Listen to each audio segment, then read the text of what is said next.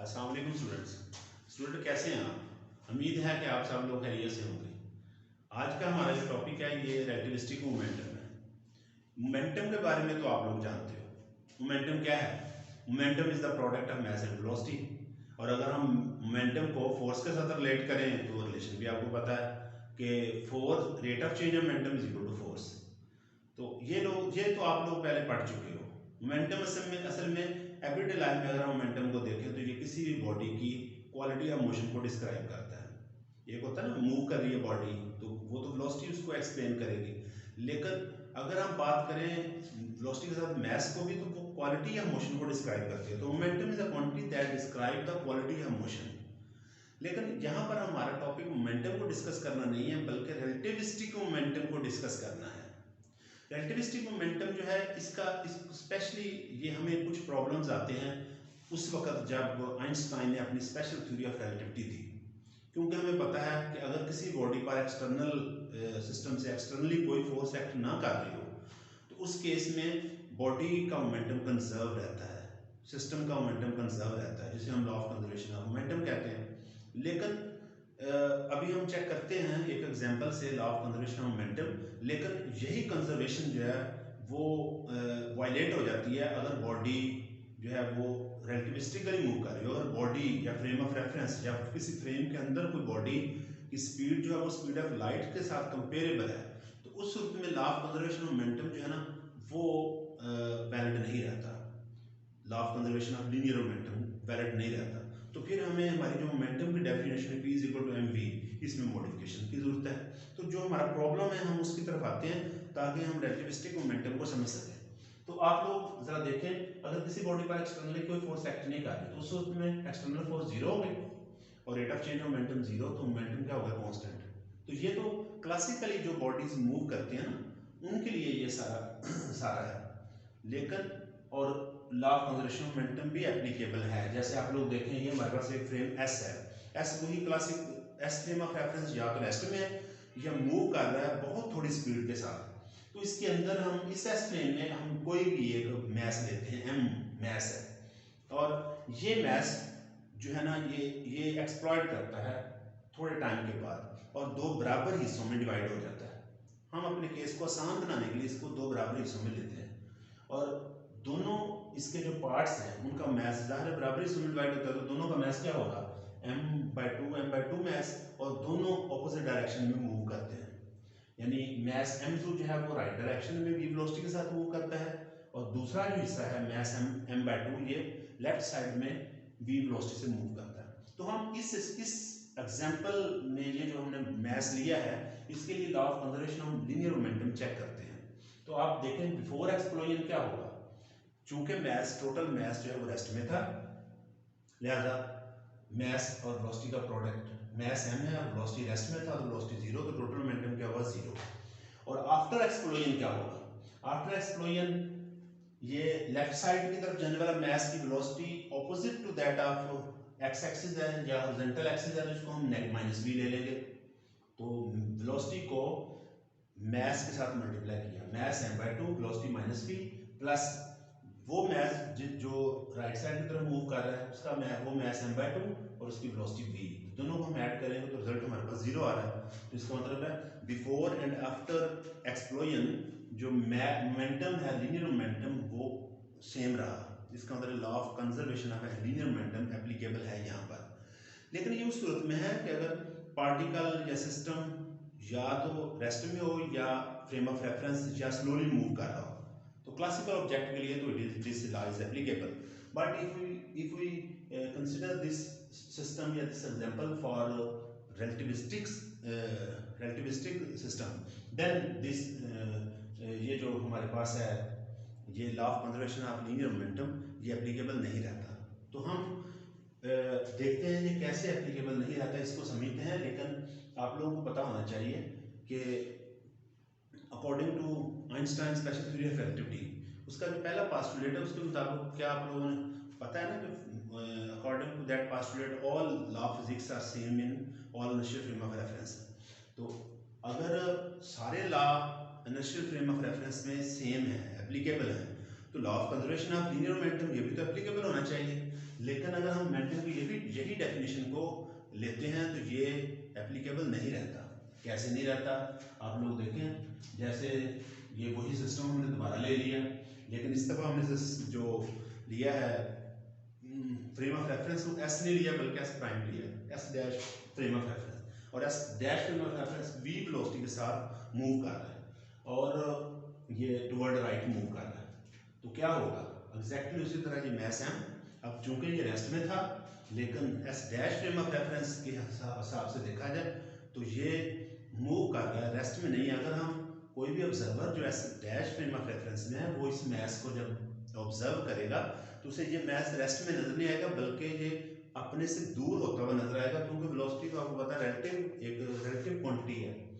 तो S dash frame of reference के मुताबिक ये मैस रेस्ट में नहीं बल्कि ये वी वेलोसिटी से लेफ्ट की तरफ मूव कर रहा है, क्योंकि एस डैश फ्रेम राइट की तरफ मूव कर रहा है। और अगर S dash frame of reference में कोई ऑब्जर्वर ऑब्जर्व कर रहा है इस मैस को, तो वो उस ऑब्जर्वर के हिसाब से मैस एम राइट की तरफ वी वेलोसिटी से मूव कर रहा है।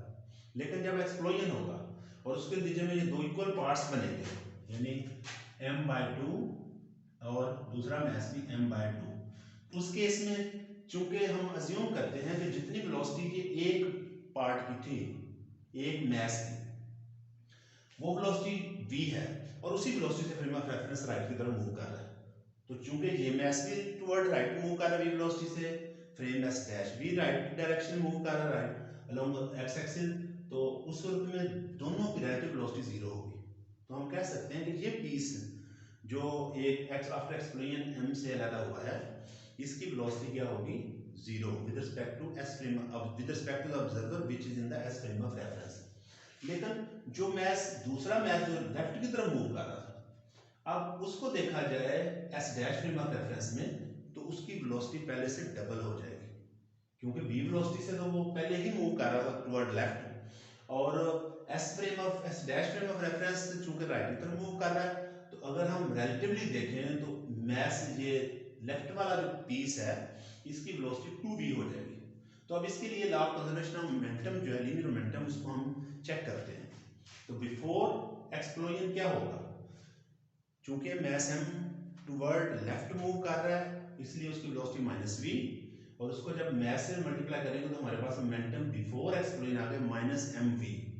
अब आफ्टर एक्सप्लोजन की बात करें तो आफ्टर एक्सप्लोजन ये वाला मैस जो राइट की तरफ मूव कर रहा था वो S dash frame of reference से हिसाब से तो रेस्ट में, लिहाजा उसका मोमेंटम तो जीरो हो जाएगा। जो piece of mass right left की तरफ मूव कर रहा है उसके अब चूंकि velocity frame of reference S dash frame of reference जो है वो राइट की तरफ मूव कर रहा है, और पीस जो है वो वी वेलोसिटी के साथ, और पीस जो है लेफ्ट वाला ये वी वेलोसिटी के साथ लेफ्ट की तरफ मूव कर रहा है। तो इसकी रिलेटिव वेलोसिटी उस ऑब्जर्वर के हिसाब से जो S dash frame of reference में बैठा हुआ है उसके हिसाब से इसकी वेलोसिटी बहुत ज्यादा हो जाएगी। तो हम कह सकते हैं कि ये वेलोसिटी जो है हम अज्यूम कर लेते हैं कि ये velocity comparable with the speed of light है। तो फिर क्या होगा, इसके लिए फिर हम फार्मूला जो वेलोसिटी का है जो हमने लॉरेंस ट्रांसफॉर्मेशन हमने ड्राइव किया है उस फार्मूले को अप्लाई करेंगे। और आप लोगों को पता है कि कोई भी इवेंट जो मूव कर रहा हो किसी S prime frame of reference में एक खास स्पीड से, उसकी स्पीड इस फार्मूले से हम फाइंड कर सकते हैं। तो इस फार्मूले में हम वैल्यू पुट करते हैं, क्योंकि उसकी वेलोसिटी टुवर्ड राइट है -v, और ये फ्रेम ऑफ रेफरेंस की वेलोसिटी -v, 1 -v, और इसकी जगह आ जाएगा वही -v/c²। तो ये जब हम यहाँ पुट करेंगे तो जाएगा -2v और 1 + v²/c²। तो हमारे पास इसको 2 से कैंसिल करें तो रिजल्ट ये आ रहा है। तो जरा ये सोचने वाली बात है और इंटरेस्टिंग रिजल्ट हमारे सामने आ रहा है कि मोमेंटम बिफोर एक्सप्लोजन -mv है और मोमेंटम आफ्टर एक्सप्लोजन -mv और 1 + v²/c² है। तो ये दोनों मोमेंटम जो है, दोनों मोमेंटा भी सेम नहीं है। इसका मतलब है law of conservation of linear momentum यहाँ एप्लीकेबल नहीं है। तो फिर अगर हम law of conservation of linear momentum की बात करें तो फिर ये कैसे एप्लीकेबल होगा, इसका मतलब ये है कि ये मोमेंटम जो है हम कंसिडर करते हैं नॉर्मल मोमेंटम mv, वो मोमेंटम mv नहीं बल्कि ये रिलेटिविस्टिक मोमेंटम है और इसमें भी मॉडिफिकेशन की जरूरत है। तो प्रॉब्लम हमारे पास ये था, जो बात समझने वाली है कि law of conservation of momentum applicable नहीं है उन बॉडीज़ के लिए जो रिलेटिविस्टिकली मूव करती हैं। और रिलेटिविस्टिकली इन चीज़ों को वैलिड बनाने के लिए हमें मोमेंटम की डेफिनेशन में मॉडिफिकेशन की ज़रूरत है। तो हम वो डेफिनेशन में मॉडिफिकेशन करते हैं। कहाँ प्रॉब्लम था डेफिनेशन में, उसको हम सॉर्ट आउट करते हैं, फाइंड करते हैं। तो खैर आप लोग आई होप इसको थोड़ा समझ गए होंगे। अभी हम बात करते हैं मोमेंटम की, कि एक्चुअल में मोमेंटम जो हम जिस मोमेंटम को हमने मैट्रिक एफएससी लेवल पे पढ़ा है, वो मोमेंटम उन बॉडीज के लिए जो क्लासिकली मूव करती हैं। तो रिलेटिविस्टिकली जो बॉडीज मूव करती हैं जिनकी स्पीड ऑफ लाइट से कंपेरेबल है, उनके लिए मोमेंटम की डेफिनेशन कुछ और होगी। लेकिन लॉरेंस ट्रांसफॉर्मेशन को हम लॉरेंस ट्रांसफॉर्मेशन और स्पेशल थ्योरी ऑफ रिलेटिविटी, उसके मुताबिक जो टाइम डायलेशन है, लेंथ कॉन्ट्रैक्शन या जितने पैरामीटर में चेंजेस हैं, वो सिर्फ रिलेटिविस्टिक मैकेनिक्स में इस्तेमाल नहीं होती, बल्कि वो क्लासिकल मैकेनिक्स में भी वो सारे लॉ जो हैं वो एप्लीकेबल हैं। अभी हम इसको समझते हैं। तो हमारे पास डेफिनेशन जो मोमेंटम की है, P is equal to mv। यहाँ पर मैथ की पहले तो हम बात करेंगे। मैथ यहाँ पर जो लिया गया ना, math is the quantity of matter. लेकिन जब एक बॉडी रिलेटिविस्टिकली मूव कर रही है तो उसके मोमेंटम में चेंज आएगी, उसके मैथ में चेंज आएगी, क्योंकि स्पेशल थ्योरी ऑफ रिलेटिविटी के मुताबिक मैथ और एनर्जी कन्वर्टेबल है। हमने तो डेफिनेशन मैथ की पढ़ी कि quantity of matter is called math. लेकिन अगर स्पेशल थ्योरी ऑफ रिलेटिविटी के मुताबिक देखें तो वो एनर्जी कंटेंट किसी बॉडी के अंदर जो होते हैं वो एक्चुअल में उसका मैस होता है।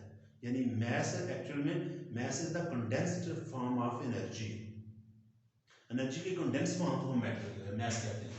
तो अगर एक अब दो हमारे पास चीजें आएंगी, एक बॉडी है जिसका एक खास मैस है और वो रेस्ट में है, और एक बॉडी है, वही बॉडी अगर वो मूव करने लग जाए तो फिर दोनों के मैसेज में चेंज आ जाएगी, क्योंकि जब वो मूव करेगी तो उसकी काइनेटिक एनर्जी होगी, और काइनेटिक एनर्जी से उसके अंदर कंटेंट ऑफ एनर्जी इंक्रीज हो जाएगी, इसलिए उसका मैस भी चेंज हो जाएगा। तो फिर हम यहाँ पर दो मैस लेंगे, एक मैस होगा रेस्ट मैस और दूसरा होगा मूविंग बॉडी का मैस। तो यहाँ पर जब हम मोमेंटम की बात करते हैं P is equal to mv, तो यहाँ एक चीज नोट करने वाली है कि ये जो मैस है ये रेस्ट मैस है, ये मूविंग बॉडी का मैस नहीं बल्कि रेस्ट मैस है। और इसी तरह अगर हम वेलोसिटी की बात करते हैं तो वेलोसिटी आपको पता है distance per unit time is called velocity. और यहाँ पर जो टाइम है, टाइम में भी आप दो किस्म के टाइम है हमारे पास। एक तो नॉर्मल टाइम है जिसे हम कहते हैं प्रॉपर टाइम, और एक रिलेटिविस्टिक टाइम जो डायलेटेड है। तो यहाँ पर इस मोमेंटम की डेफिनेशन ऑल्दो ये ठीक है, लेकिन यहाँ ये चीज़ याद रखने वाली है कि मैस जो है वो रेस्ट मैस है, और जो टाइम इसमें यूज हो रहा है वो टाइम डायलेटेड नहीं बल्कि प्रॉपर टाइम है। तो आप याद रखेंगे प्रॉपर टाइम वो एक्चुअल टाइम है, जो बॉडी क्लासिकली जो हम टाइम नोट करते हैं वो टाइम है। लेकिन अगर बॉडी कोई भी रिलेटिविस्टिकली चल रही है और तो उसके लिए जो टाइम है वो डायलेटेड होगा, वो प्रॉपर टाइम नहीं होगा।